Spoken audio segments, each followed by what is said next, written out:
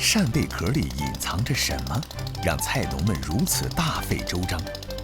凤城厨师天下闻名，顺德的地标又是什么？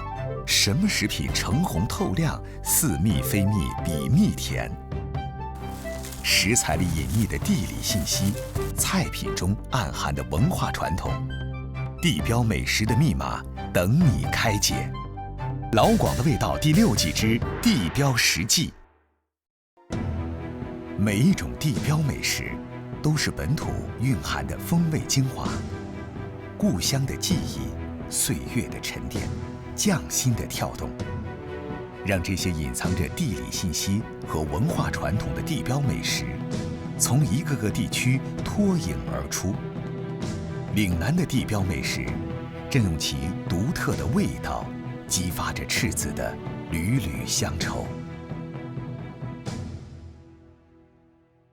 紫菜算是最常见的国民美食，零食、菜肴、主食的搭配，都可以看到它的身影。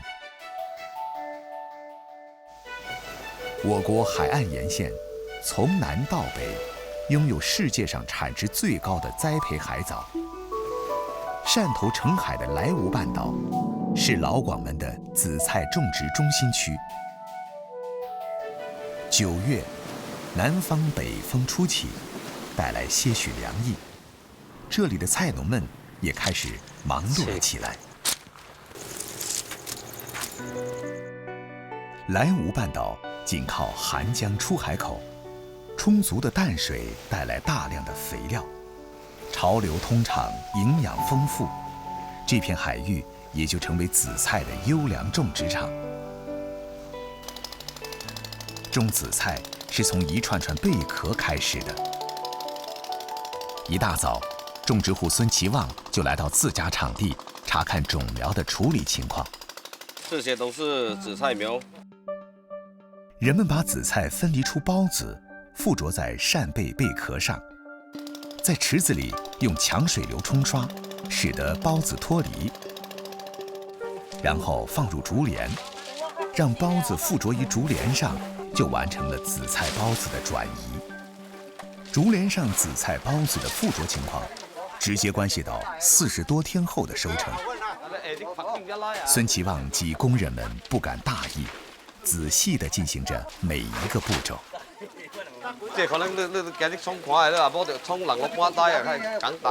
此时的紫菜孢子，肉眼无法见到，附着与否全凭经验。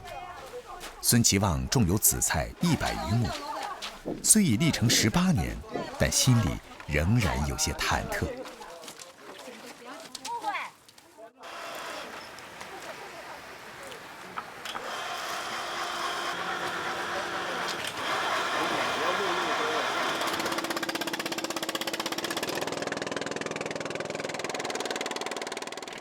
做红了，海浪来了，做红啊！种植紫菜，气候条件非常重要，一定要等到秋凉了才适合紫菜生长。气温要25度以下才可以，它气候太高，它长不出来。主要就是水质如果好了，很快就长出来了。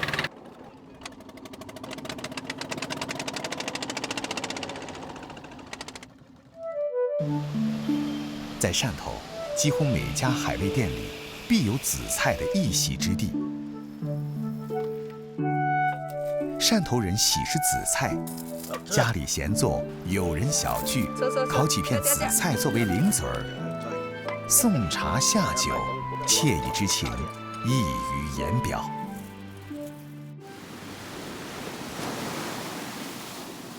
男的要3点就出门了，我们女的就是5点半到6点左右吧，就要在这边等。很辛苦的。太阳升起来的时候，赶紧把它晒了，不然下午晒不干。紫菜的生长过程与众不同，种植初期，为防止鱼类蚕食及泥沙的影响，每隔2、3天就要拉上岸翻晒一次，费时费力，异常辛苦。但想要紫菜长得好，这一道工序绝不能省去。养这个菜啊，比养小孩还要细心啊，不能偷懒啊。苍蝇的翅膀那样，这缠的有1公分左右吧。距离那个丰收还有最少20多天。空山新雨后，天气晚来秋。经常晒太阳的紫菜长势喜人，种下去45天左右就可以采收了，否则就会迅速变老，影响口感。天刚刚亮，工人们就忙着出海干活了。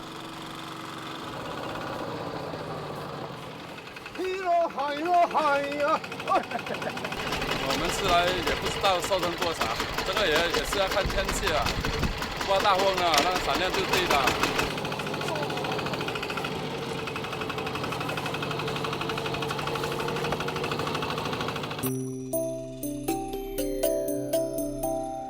紫菜的采割也是分次数的。当年新种首次采收的紫菜，被称为头水。船一靠岸，孙其旺和工人们就忙碌开了。一般都是20公分就开始收头水了，再过15天左右就收第一批了。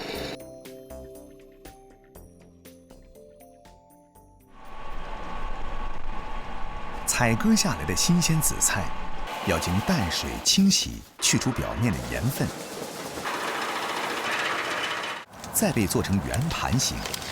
这一步骤必须趁早，在太阳升起之前完成。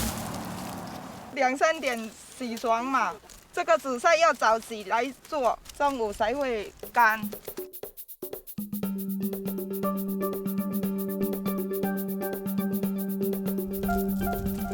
挖出这种声音是干的，甜甜的味道。头水紫菜就有这个口感。好爽！在1年的收成当中，头水紫菜虽然产量低、价格高，但依然是最受大家喜爱的。刚刚晒好的紫菜，就已经有人上门收购了。上市场了。吸足了阳光的精华，种成一盘紫菜。潮汕人似乎更善于利用这种精灵般的物质。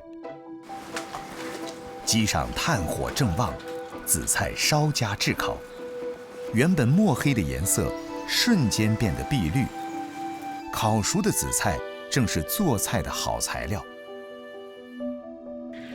鲍鱼切片，热油汆烫之后捞起备用，料头炒热，加入鲍鱼片翻炒。起锅前，紫菜助阵，翻炒均匀，装盘。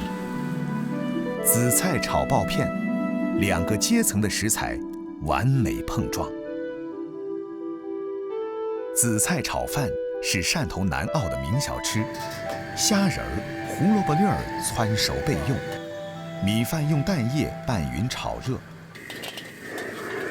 加入油炸之后的紫菜碎炒匀即可。米粒儿糯，紫菜脆，不同的口感同时在口腔爆发。米粒儿被蛋液包裹，黑色的紫菜点缀其间，犹如金沙堆里的黑珍珠，尤为抢眼。紫菜常见于汤及配菜，做成甜品也很别致。银杏、玉米、姜熟煮熟，放入粘稠的糖浆中熬煮，勾芡调味儿。装盘时铺上烤熟的紫菜，变成一道色香味俱佳的紫菜甜汤。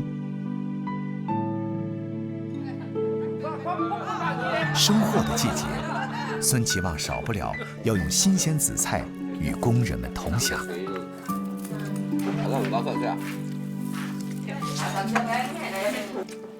好。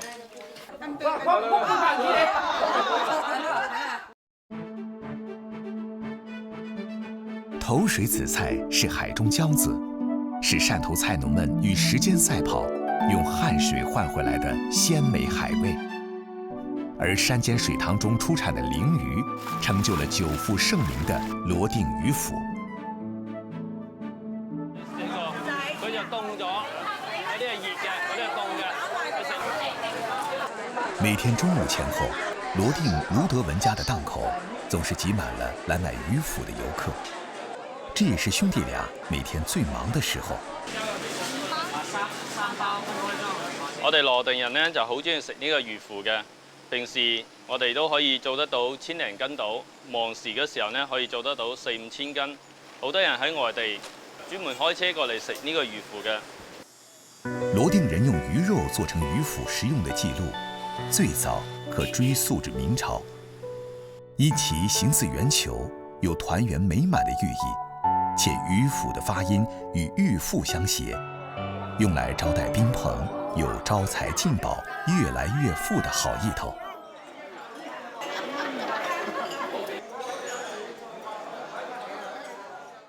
羅定處於西江走廊的交通要衝，周圍群山環繞，山間密布大小水塘，逐漸成為本地人養殖鲮魚的場所。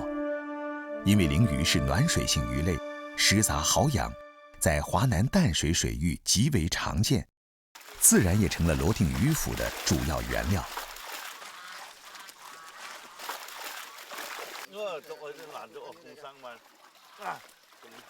有時，盧德文會跟着父親一起，直接到魚塘邊現挑現買。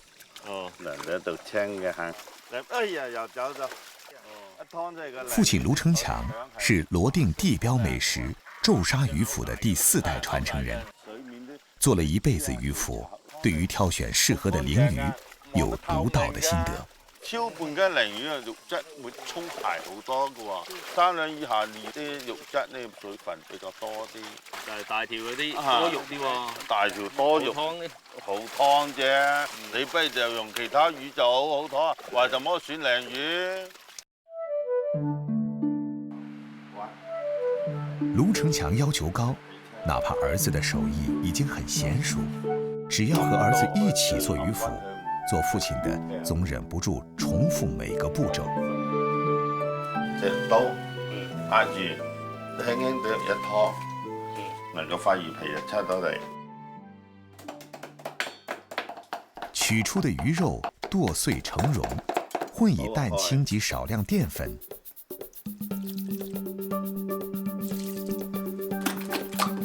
攪拌摔打成魚糜，捏擠成丸，置於油鍋。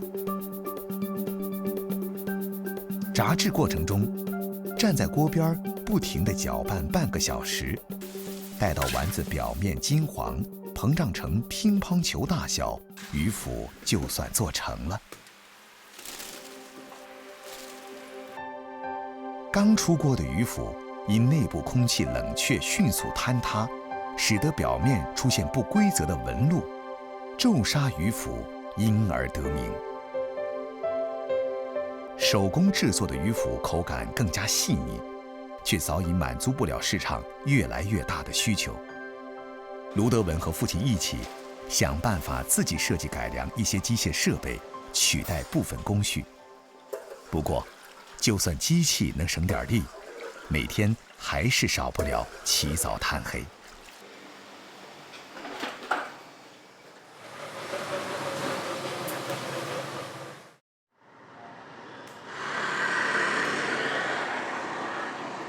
從父親手裡接過傳承棒，每天凌晨1到4點，盧德文就要和弟弟開啟一天的序幕，趕製當天的第一批魚腐。係啦，你備好油先啊，調好油溫啊。啲客人咧好早就會過嚟攞貨噶啦，一般要4點零鐘起床做，唔係嘅話就趕唔前。剛剛接手生產時，發生了一件事，讓盧德文更加堅定要使用設備代替人工。09年嘅時候咧，接咗張比較大嘅單，2000幾蚊嘅魚腐，差少少火候就全部壞晒。我翻嚟就諗，盡量用機器嚟代替呢個最辛苦炒魚腐嗰一步。就唔使好似老豆咁一日到黑都要企住喺個鑊邊。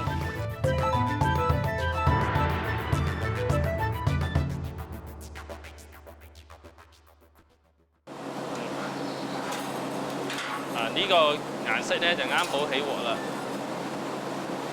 新鲜炸好的鱼腐，趁热就着炼奶，外酥里嫩，满口甘香。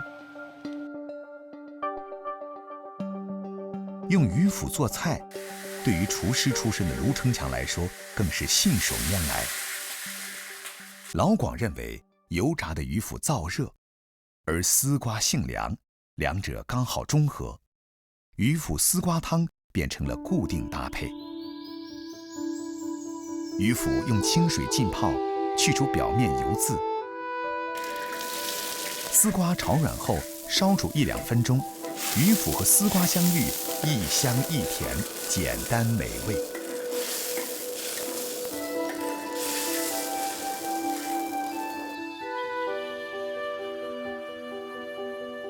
鱼腐杂菌包是另一道经典的家常菜式。些许蒜片爆香，加入菌菇炒至软身，加水及鱼腐煮至沸腾。腊肠激发菌菇的鲜味儿，鱼腐吸饱汁水之后，软糯鲜甜。酿菜是客家人餐桌上的主角儿。酿鱼腐别出心裁，花肉剁成肉末，芋头、冬菇切小粒儿，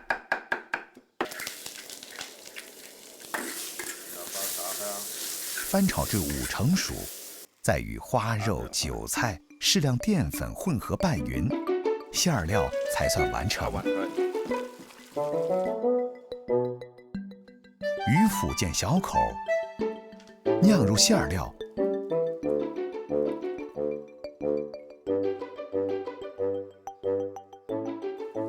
隔水蒸熟。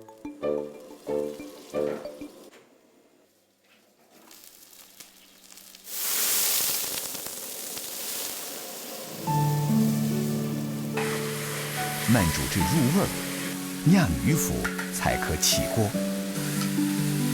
芋头粉、冬菇香。鱼腐糯，配上花肉，多种口感混合在口腔，是不可多得的免辣下饭菜。一家人紧张地围着鱼腐转了一整天，终于可以凑在一起吃顿晚饭了。自家餐桌上的鱼腐，怎么也吃不腻。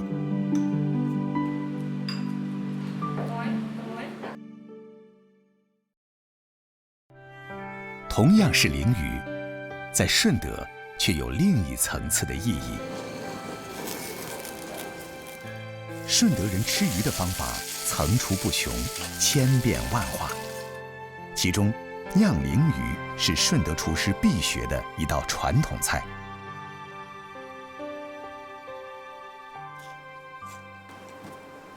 要考驗一個順德廚師合唔合格呢，就要睇下佢做呢道菜做得好唔好啦。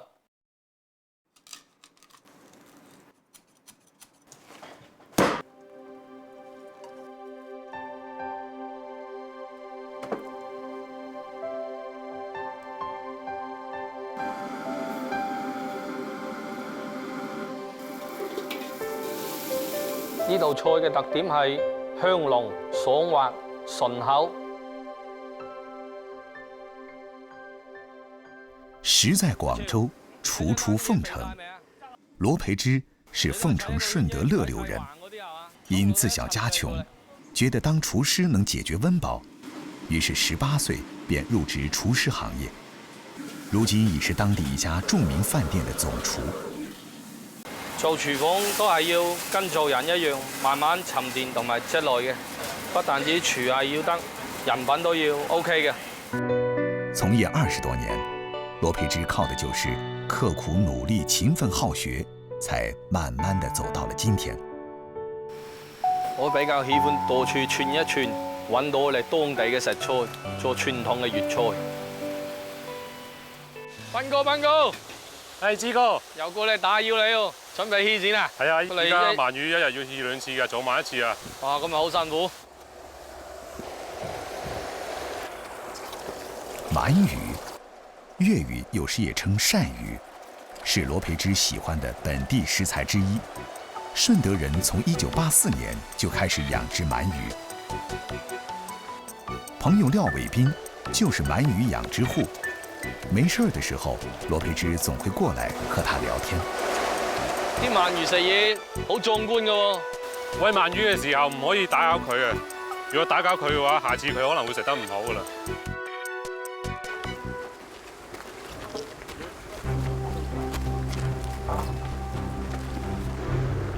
鳗魚必須通過野捕鳗苗，培育至一定大小之後，再放進池塘養殖。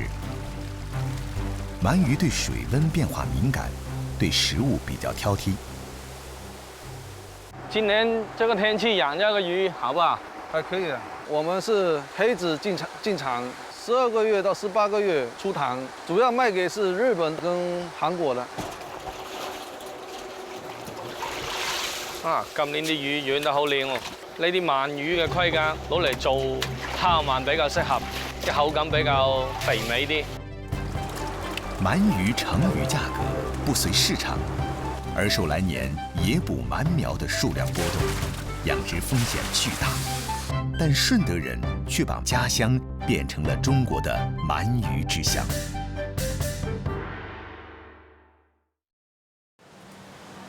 順德鰻魚又稱海人參，肉質鮮美嫩滑，脂肪含量適中。烤鰻更是成為當地的特色產業之一。配上熱氣騰騰的白米飯，就是著名的日式料理鰻魚飯。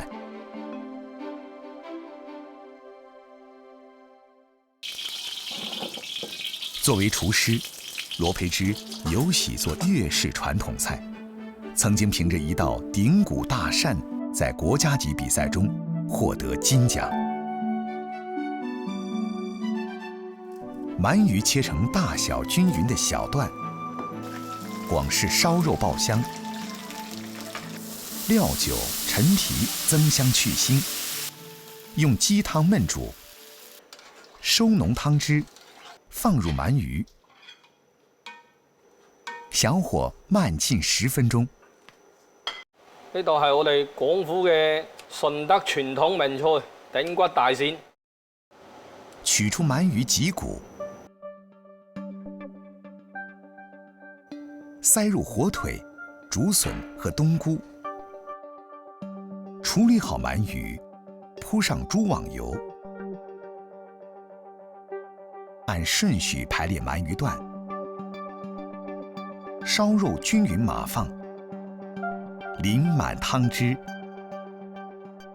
好，中火蒸15分鐘就可以啦。而家已經將啲豬網油蒸到溶啦。頂骨大鱔中，魚肉爽滑粘醇，因其吸收了燒肉及豬網油的精華，變得濃香醇厚，配合發菜一起入口，口感層次非常豐富。除了傳統大菜，一些創新的鰻魚菜式，羅培之也很拿手。薑藕做成酸甜口味，與彩椒、洋蔥、大蔥、香菜切絲擺盤，鰻魚切寸條，放調料攪拌，分多次放澱粉拌勻。放生粉分2次或者3次放咧，咁就令到嗰啲生粉慢慢咁滲透落啲肉嗰度，炸起翻上嚟嗰時咧，啲生粉會鎖住啲肉汁。鰻魚炸熟，調好底料，翻炒均勻上碟，撈起七彩鱔柳，食之鰻魚肥美，汁水豐盈，酸甜的薑藕正好解膩。鰻魚與西蘭花、蒜柳搭配，是另一種清新素雅的組合。鰻魚切雙飛片，中间打孔，调味拌匀，蒜柳、胡萝卜条串上鱼肉，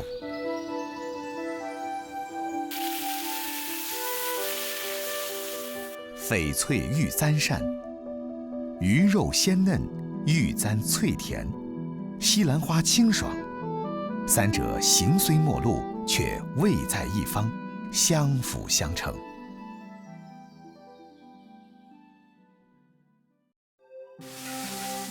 罗培之入门时，师承顺德名厨陈德和。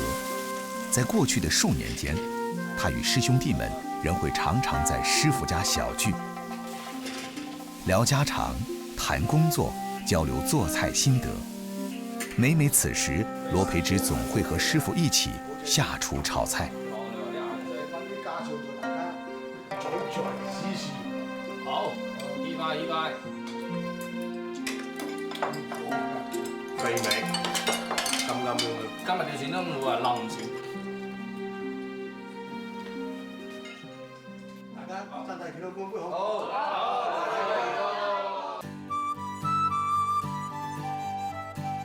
生于大海的鳗鱼，如今已转变了性情，弃海归池，实现了淡水养殖。宫城漫山遍野的柿林里，挂满了橙黄的柿子，预示着红火的年景。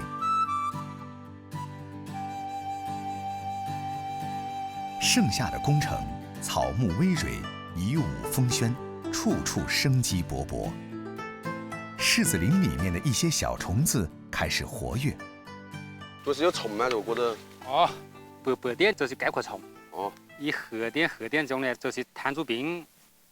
杨彦军是当地一名专做水果外销的商人。每年夏季，他总是很操心，跟着果农满山转。桂林宫城种植月柿有近400年历史，种植面积有近20万亩。这个是牙印啊，这个是老鼠的牙印啊。受小动物们欢迎的品种叫大丘，种植面积少，是近几年培育的柿子新品种。传统的月柿品种，种植面积大，是杨彦军出口的主打产品。长势好不好，才是他近期最关心的事。老兰，那熟果子啊？对啊，我给这种熟啊。另外这种小果的鸡心果、花果，把它熟脱。好嘞，好嘞。你要个果子基本上达到4两以上了，你就是又是另外一个价格了。拿到国外去它也好销。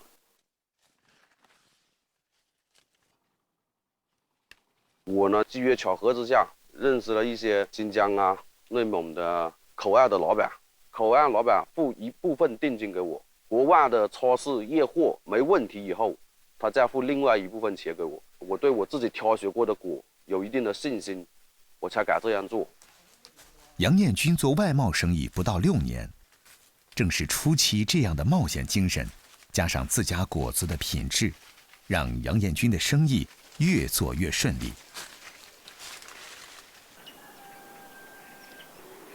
清静的北风悄悄送来寒潮，凛冬悄然已至。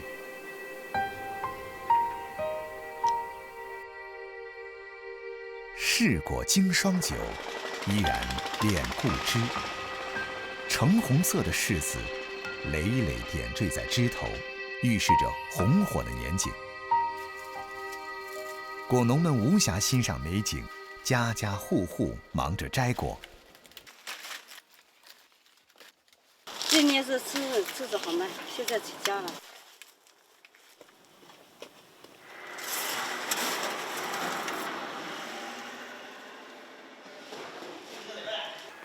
这里是去泰国的，那边呢是去越南的，这个直接就可以生吃的。有的柿呢是吃软的。每到柿子成熟的季节，也是杨彦军最忙的时候。在仓库里，他经常会和工人们一起挑选适合出口的果子。我这柿子是发俄罗斯的，俄罗斯那边人吃这个我们这个柿子呢，他放到那个雪地里面冻一晚上，你一解冻以后它就软掉了的，像果冻一样，它里面那种囊一吸就出来了。柿子按照客户需求挑选好发车之前，会在仓库储存。就算是到这一步，也不保险。杨彦军曾付出过惨痛的代价。这里都是发到俄罗斯的。以前呢，有一批也是放在这种库房，放了有80多万斤。我存进仓库里面，它那时候是那一页都是绿的。出仓库的时候也没问题，但是你碰过那个果以后，它就会发黑。那一年本来是很好做的，结果后来是亏了很多钱。杨彦军的柿子主要销往俄罗斯、加拿大及中东亚地区。每年他卖出国门的柿子有4000多吨。那前零下30度，必须得干严实了。现在他们放我们车上的东西，这货就是不与我们一样。到地儿人说没有毛病了，人家才能给你付运费。你要给冻了的话，你不用要钱了，你还得赔人钱，赔人钱。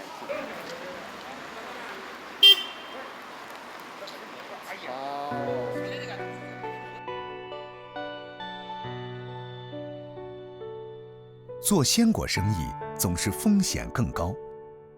柿子经过几个月的生长，果实内虽然聚集了大量的糖类，但因表皮含有较高的鞣酸，直接吃并不是最佳的选择。这时就需要进行加工。这是一个脱色罐啊，这是拿新鲜的柿子放到这个罐里面呢，焖24到50个小时左右，然后就加工成脆柿了，变成甜柿了。经过脱色的柿子，表皮中的鞣酸基本去除，直接啃咬，涩味已不明显。果实内的水分及营养物质并没有任何的减少，咬起来清脆有声，清甜的味道不输甘蔗。脱色的柿子脆甜爽口，但是保存的时间非常有限。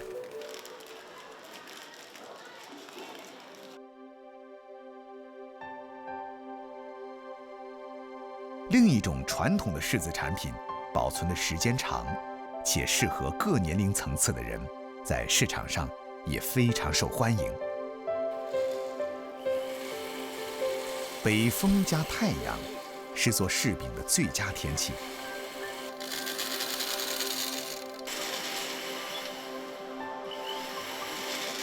姐夫朱刚伦是当地果农，种柿子及做柿饼都是一把好手。杨彦军专门过来跟姐夫学习，刨去含有大量鞣酸的表皮，是缔造美味的第一步。有点小花丸或者果鞋泥不够匀称的，就能做柿饼果，但是品质是一样的。我是不会刨这个柿饼的，柿饼呢又是我们这里传统的一个食品，所以很想学一下。像这种果，你看又大，长得又红，现在的糖分足了，然后现在的饼质就非常好。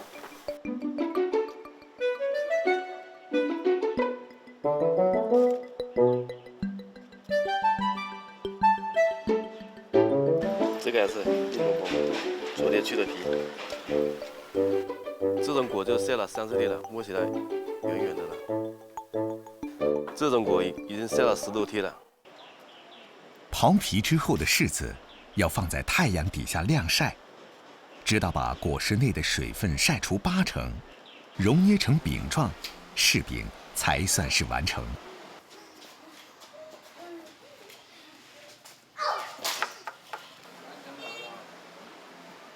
这些饼晒了20多天就成饼了，你看它看起来就是透明的，这很好吃，很甜了。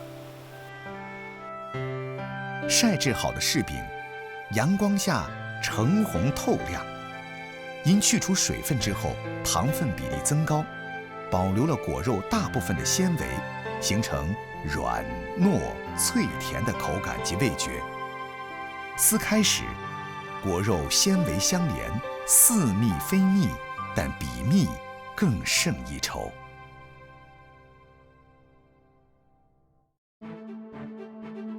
遥香的柿子走出国门，征服了欧亚大陆人的胃。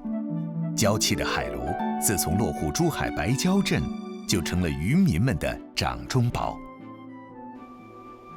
只要塘里面有鱼，我们一年四季都会要为它赚。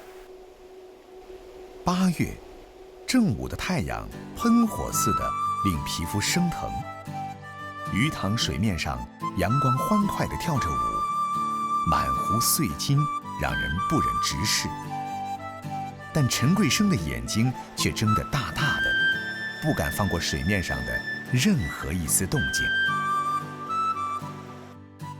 珠海斗门白蕉镇是珠三角的著名水乡。白蕉人在上世纪90年代就开始养殖海鲈。陈桂生是村里后备干部，自小就跟着父亲养鱼。如今家里的12亩鱼塘全靠他一人打理。闷热多雨的夏天，是让海鲈生病甚至死亡的因素之一。为此，他必须出来巡塘，及时清理掉病鱼死鱼。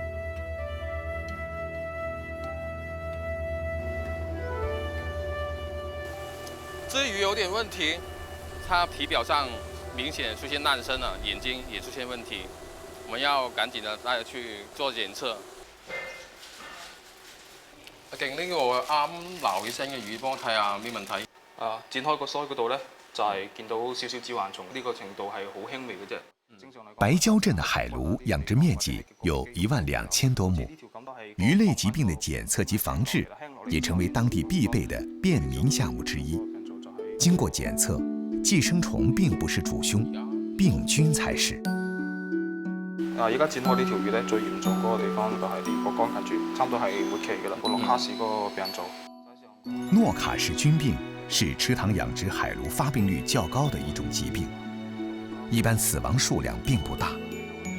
知道了鱼的死因，陈桂生不那么着急了。趁着夕阳将下，他决定去拜访村里的一位养鱼老前辈。林乔新是昭信村第1代海鲈养殖人之一，有30多年的养魚經驗。整個白蕉鎮都係喺我哋超順先生隊就起步嘅，演去嘅魚苗咧就係捕撈苗，嗰啲人咧就喺啲海邊慢慢啲撈翻嚟，承受率咧好差嘅。攞嗰啲魚仔冰鮮啊，斬碎佢餵佢啊，就比較快大啲。正是靠着这些老前辈们的不断摸索，科学技术的不断进步，海鲈的养殖技术越来越成熟，最终成就了白蕉镇的地理标志产品。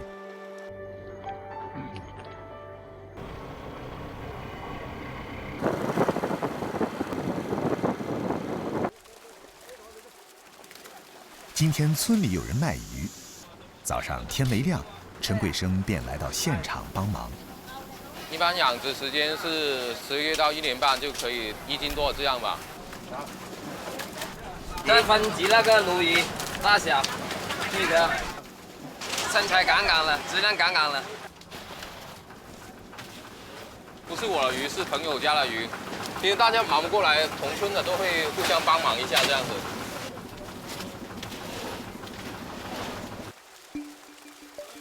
鱼越养越多，村民越来越富，但互帮互助的淳朴民风却从未改变。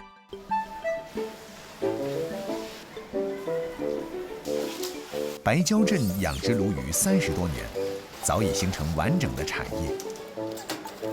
冰鲜的、深加工的海鲈从这里运往全国各地，成为人们餐桌上的美味佳肴。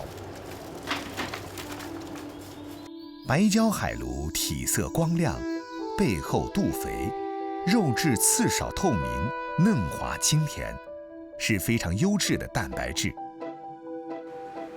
海鲈鱼取肉去骨，剁碎摔打成鱼糜，拌以各种辅料，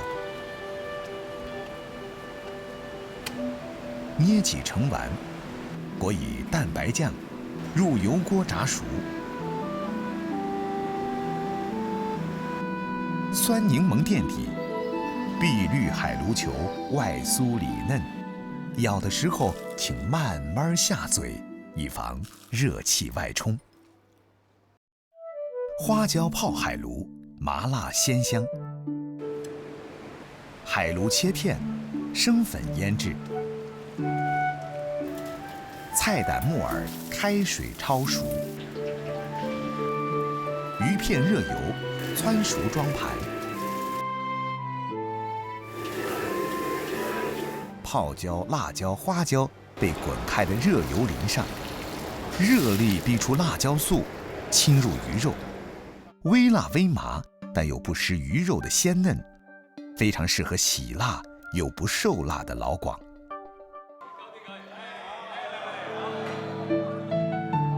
丰收的季节，少不了营养丰富、肉质鲜嫩的海鲈宴席。老一辈的养鲈人备受尊崇，新一代的养鲈人，他们将经验和新的技术完美结合，海鲈养殖的路越走越宽，越走越远。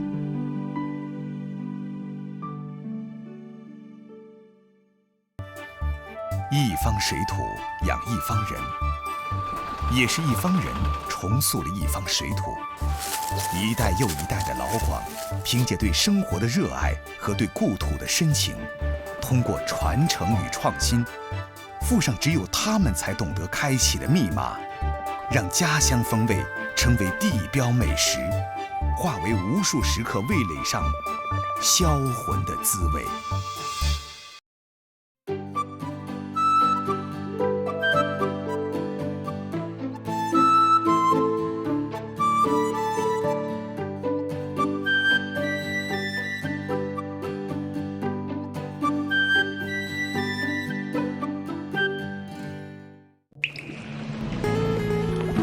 广东卫视美好生活倡导者。